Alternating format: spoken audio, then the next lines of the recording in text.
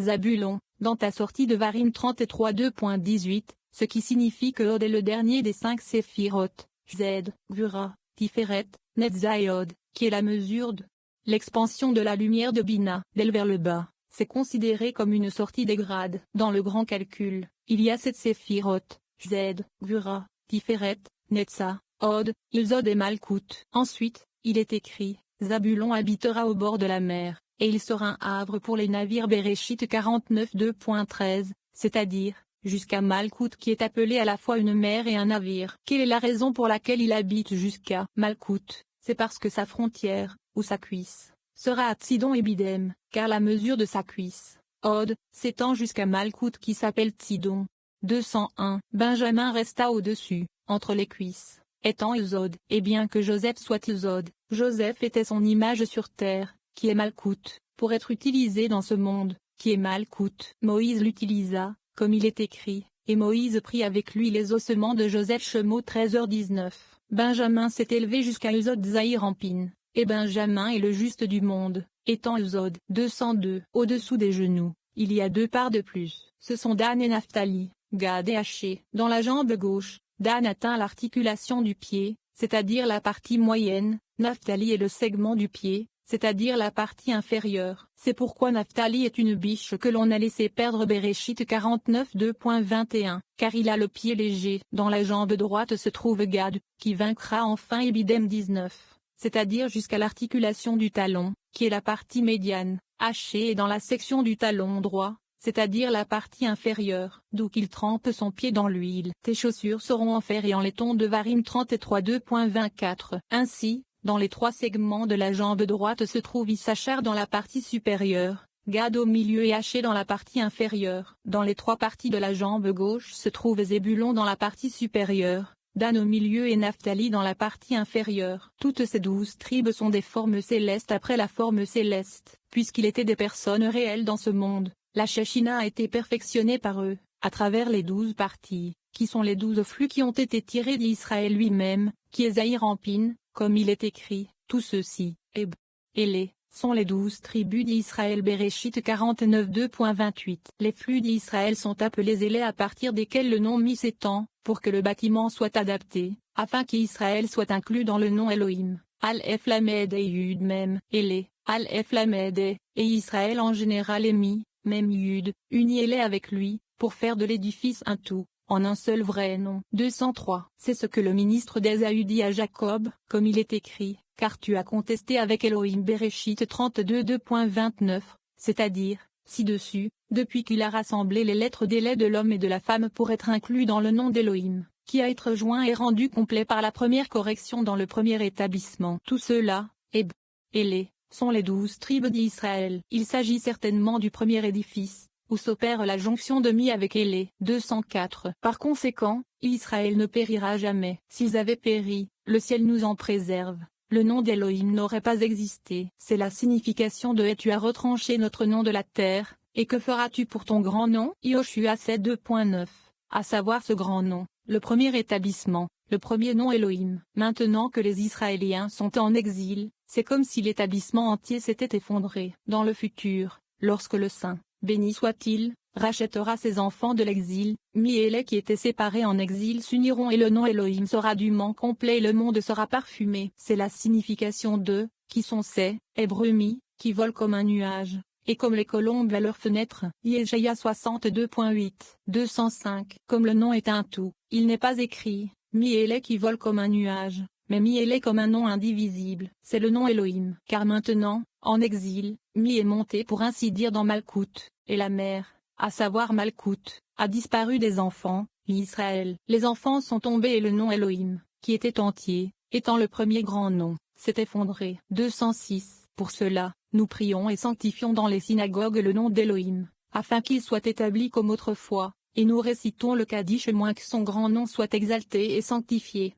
Amen. Que son grand nom soit béni pour toujours et à jamais. Quel est son grand nom? C'est le premier, à savoir le nom Elohim qui a été complété dans le premier établissement. Car il n'est établi qu'en nous, comme Mi ne sera construit qu'avec les lettres de Élé. C'est pourquoi à ce moment-là, Mi Élé qui vole comme un nuage, et le monde entier verra que le nom céleste est bien composé. 207. Et si son grand nom Elohim est corrigé et bien construit, Israël règne sur tout, et tous les autres noms atteignent la perfection. Et Israël a le pouvoir sur tout, puisque tous dépendent de son grand nom, le premier de tous les établissements. 208. Le secret derrière cela est que lorsque le Saint, béni soit-il, qui est Bina, a créé les mondes, mâles et femmes, ce nom a été construit comme le premier établissement, comme écrit, lève tes yeux en haut, et regarde qui, Mi, a créé ceci, Élé, Yésaïa 42.26, a créé son nom Elohim bien formé. Lorsqu'il a créé Élé, il l'a créé avec toutes les puissances qui lui sont propres, pour être son nom convenablement formé, comme il est écrit, qui fait sortir leur armée par nombre ibidem. 209.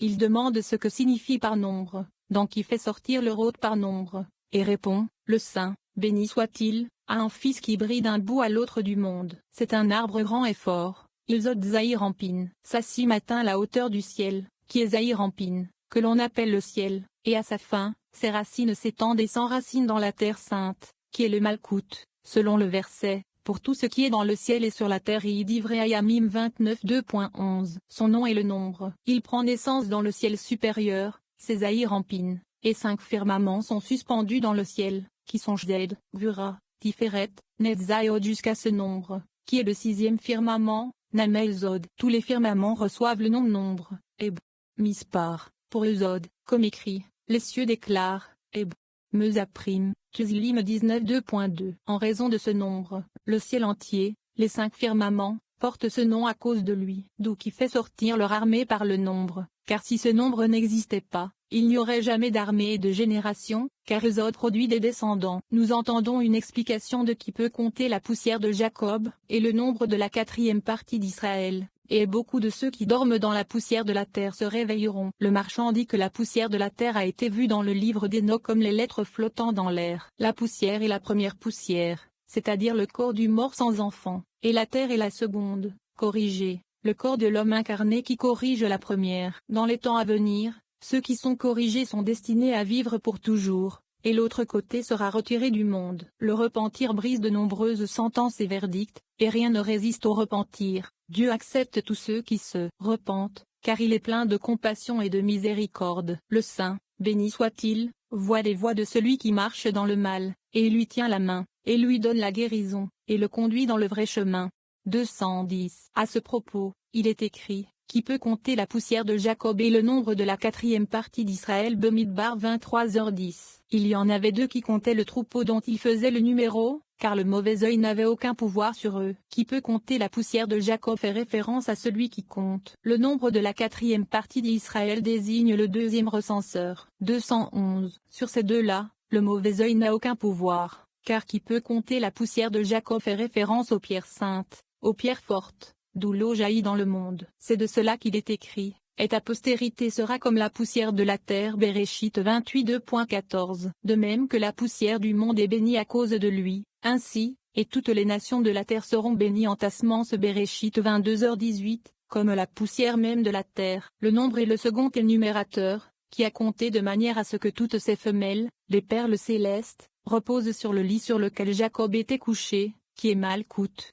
212. À partir de là, il compte tout, car lui, Ilzod, a un bon œil. C'est pourquoi il est écrit, il compte le nombre des étoiles. Tehillim 147 2.4, ce qui signifie qu'elles sont toutes comptées par lui. Dans le futur à venir, il est écrit, les troupeaux repasseront sous les mains de celui qui les compte. Irméia 33 2.13, mais nous ne savons pas qui c'est, le premier ou le second. Mais comme à ce moment-là tout sera ensemble indivisible, tout sera conduit par un seul recenseur. 213. Il s'est dit, lève-toi, vieil homme, réveille-toi et prends des forces pour naviguer sur la mer. Il commença par le verset, qui peut compter la poussière de Jacob, et le nombre de la 4e partie d'Israël. Lorsque le Saint, béni soit-il, se réveillera pour ressusciter les morts, ceux qui ont été incarnés, qui sont 2 corps avec un seul esprit, à savoir le corps de l'homme mort et le corps de l'incarné, qui n'ont qu'un seul esprit. Ils ont 2 pères, le père du mort et celui du corps de l'incarné, et aussi 2 mères. Combien d'incarnations subissent-ils pour cela,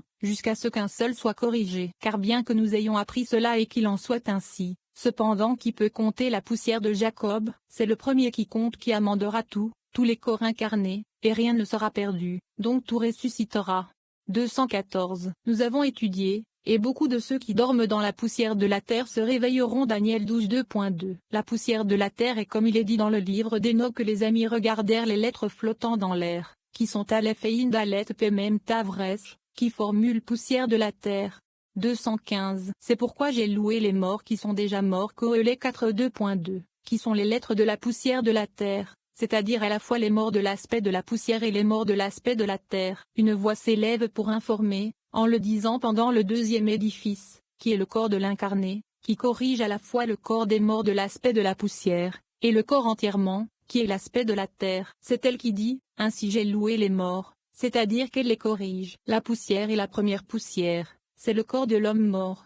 La terre est la seconde, corrigée, c'est le corps de l'homme incarné, dont la première, stérile, est le refus. Car le corps du mort sans enfant, qui est stérile, est comme un déchet par rapport au corps incarné, qui le corrige. C'est pourquoi il est dit, ainsi j'ai loué les morts, c'est-à-dire que je les ai fixés. 216. Ceux qui dorment dans la poussière de la terre se réveilleront tous. Ceux qui ont été corrigés sont destinés à vivre pour toujours. Lit.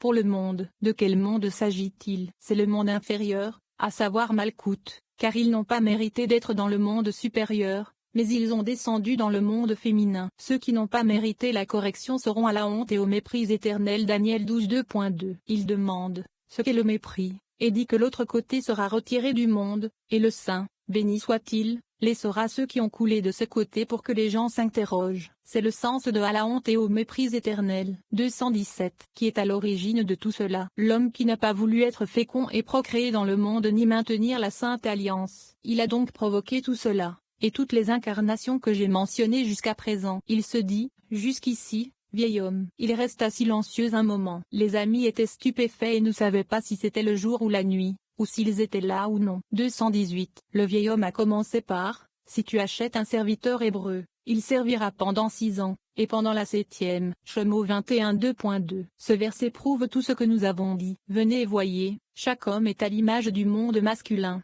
qui est Zahir Ampin, et chaque femme est à l'image du monde féminin, qui est Malkout. Lorsque quelqu'un est le serviteur du Saint, béni soit-il, il s'attache aux 6 années primordiales, à savoir Z, Gvura, Tiferet, Netza, Od et Zod Zahir Ampin. Mais s'il se détourne de l'adorer, le Saint, béni soit-il, l'arrache aux 6 années du monde masculin, nommellement Z, Gvura, Tiferet, Netza, Od et Zod Zahir Ampin, et il est donné à l'homme des 6 extrémités, Z, Gvura, Tiferet, Netza, Od et Zod, qu'il sert pendant 6 ans, arraché aux 6 années suprêmes de Zahir Ampin.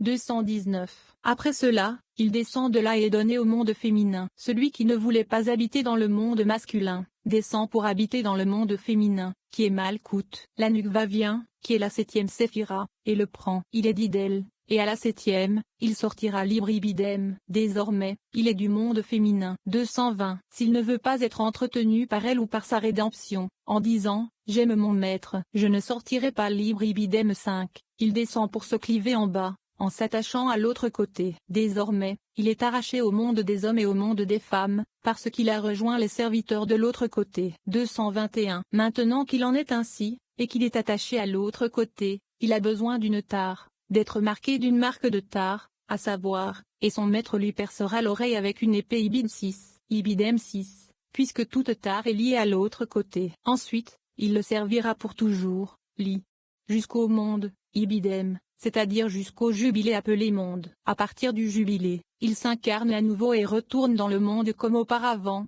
ne s'attachant pas plus loin que le monde féminin. S'il atteint le mérite, il engendre une descendance dans le monde féminin, qui est Malkout, qui sont tous décrits dans le verset, les vierges, ses compagnes qui la suivent, te seront amenées. Teilim 45 2.15. Il est digne, lorsqu'il se perfectionne pour atteindre cela. 222. S'il n'a pas de mérite, même lorsqu'il s'incarne au jubilé, c'est comme s'il n'avait jamais existé, car il s'incarne à nouveau, sans pour autant parfaire sa vie en se mariant dans le monde et en engendrant une descendance. Il est alors écrit, s'il est entré par lui-même, il sortira par lui-même. Shemo 21 2.3. S'il est entré dans le monde seul, sans enfant, et qu'il ne s'est pas soucié de lutter après cela, mais qu'il a quitté le monde seul, sans enfant, il se déplace comme une pierre dans une fronde jusqu'à cet endroit dans le rocher solide derrière le jardin d'Éden. Là, il entre, mais l'esprit solitaire qui a quitté sa femme est venu là, souffle aussitôt. C'est l'esprit qui est resté dans la femme par son premier mariage, et qui va solitaire comme un serpent qui ne tient pas compagnie sur la route. Car il est séparé des deux esprits de la femme et